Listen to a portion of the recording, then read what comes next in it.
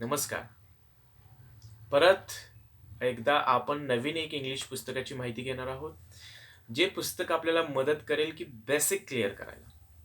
जोपर्यंत आपण इंग्लिशमध्ये बेसिक क्लिअर करणार नाहीये, तोपर्यंत काही नाहीये होणार. म्हणजे कॉन्फिडन्स जोपर्यंत तुम्हाला येणार नाहीये, कॉन्फिडन्स बिल्डअप करण्यासाठी must needed English basic grammar, it's words. आज तर आपण डायरेक्ट मुळावरती घाव घालणार आहोत. वर्ड्स. शब्दांवर प्रभुत्व मिळवा. मराठीमध्ये सिंपल मराठीमध्ये परत एकदा सलाम चौस यांचंच पुस्तक आहे. आपल्याला वेगळ्या प्रकारची शब्द हुडकून नाही करायला. म्हणजे शब्दांचे पण काही प्रकार आहेत ना. म्हणजे कोणत्या एरियामधले कसे, सिमिलर शब्द कसे असतात ते. अशाद्वारे जर या व्यवस्थित त्याचा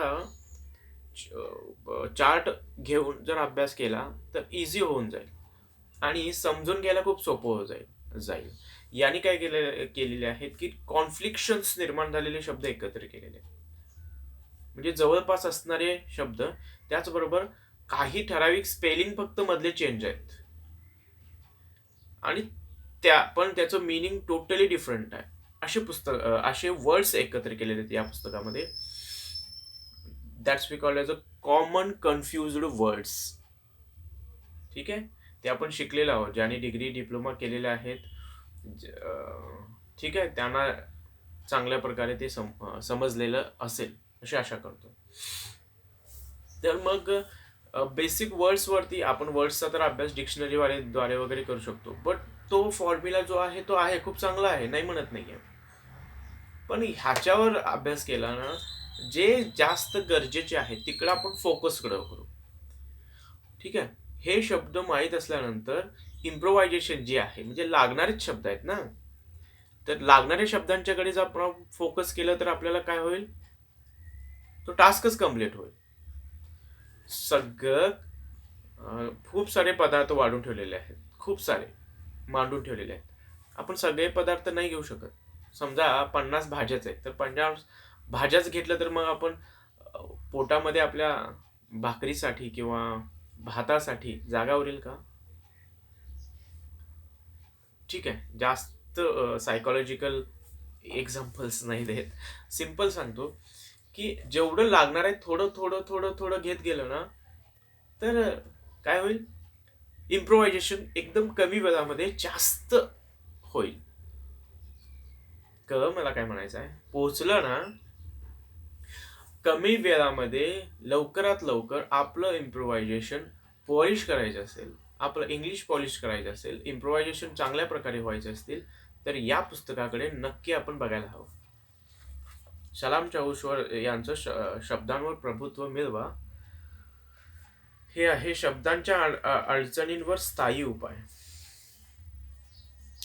एक आता वोकॅब्युलरी बिल्डिंगसाठी याच्यात तर काय केलेलं आहे, व्होकॅब्युलरी बिल्डिंगसाठी जनरल शब्द दिलेलेच आहेत.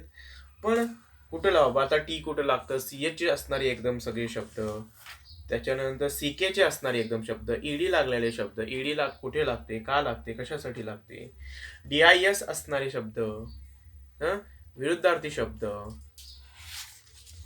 ठीक आहे, रंग, वस्त्र, दागिन्यांची नावे आणि संबंधित प्रतवारी केलेली आहेत आणि तिने खूप चांगला अभ्यास करून प्रतवारी केलेली आहे. आता मोठे मोठे शब्द दिलेले आहेत, सी हिअर. आता त्या शब्दांमधले तेवढाच एक शब्द घेतला, तेवढीच काही वर्ड्स घेतलेले आहेत, ठीक आहे, आणि ते हायलाइट केलेत आणि ती टाकून त्यांनी शब्द बनवलेले. ते कोणते आहेत, जसं की आरी, क्वाड्री, रिडन्स, स्केप, सेल्फ, ओव्हर. आता ओव्हर मध्ये ओव्हर म्हणजे काय, जास्त, कुठली गोष्ट जास्त असेल तर ओव्हर आहे. Over do, over hit, over eaten, overload, over sleep.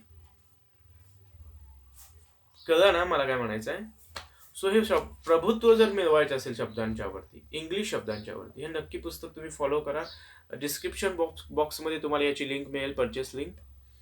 ठीक आहे, तिथून तुम्ही घेऊ शकता. नियर बाय एरियामध्ये तुम्ही घेऊ शकता, no problem at all. So पण हे पुस्तक मस्ट आहे की तुमच्याजवळ असायला हवं. तुम्ही याचा रोज अभ्यास करायला हवा. डिक्शनरी, माझा स्वतःचा एक्सपिरियन्स सांगतो. डिक्शनरी आणि या पुस्तकाचा अभ्यास याचं कंपॅरिझन केला तर डिक्शनरीमध्ये खूप सारे वर्ड्स आहेत आणि तो कॉन्फिडन्स येत नाही. अरे किती अभ्यास करायचा रोज, किती शब्द तुम्ही वाचणार आहात, किती त्यांचा अभ्यास करणार आहात, किती पाठ करणार आहात.